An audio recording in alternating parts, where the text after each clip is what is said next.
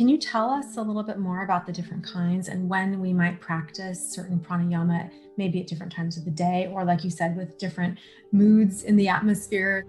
It's always helpful to start with an exhalation. And this is true with many meditation techniques as well, to just sit quietly and observe the breath. In a good pranayama practice, I think it's helpful to start with breath awareness. We're such control freaks.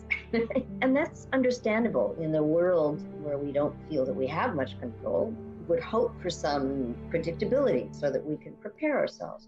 But in reality, letting go of needing to be in control is how we're able to cultivate that inner resolution that we mentioned in the very, very first part of our discussion, where we're resilient and adaptable. So that rather than trying to hold on, I'm going to inhale for 4 breaths and I'm going to exhale for 4 breaths, or to the count of 4, and then inhale to the count of 4 and exhale to the count of 8.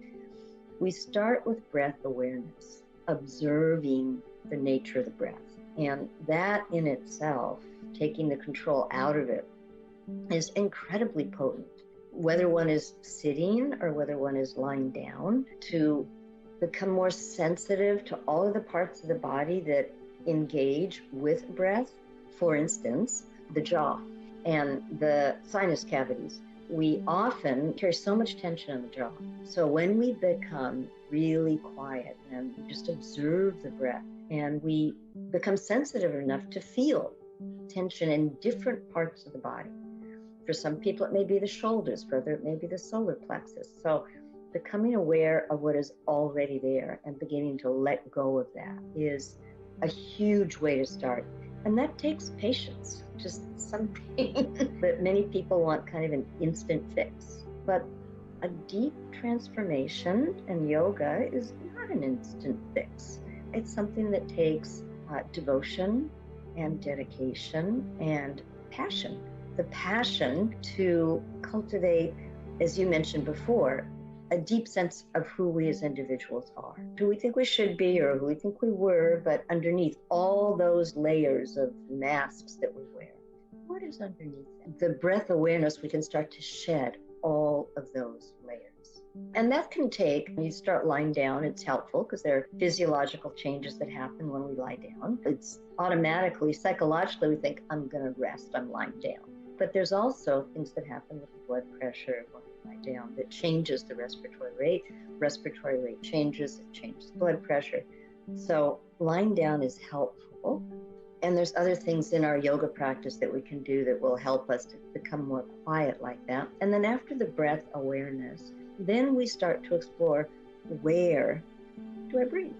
Where can I breathe?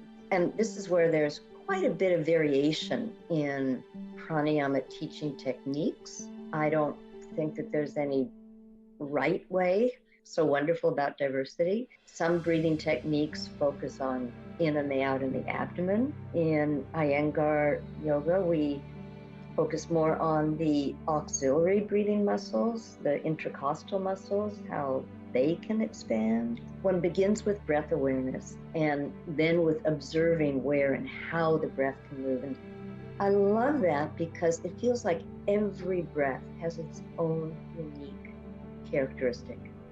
Every breath has a beginning, it has a birth. Every breath has a full moon. Then every breath has its waning moon. And every breath has the pause at the end before you start again. So when I look at it that way, it's just a beautiful song that is punctuated with silence. Now, with the pause before the beginning and the pause at the top before the exhalation, and those transitions are equally potent.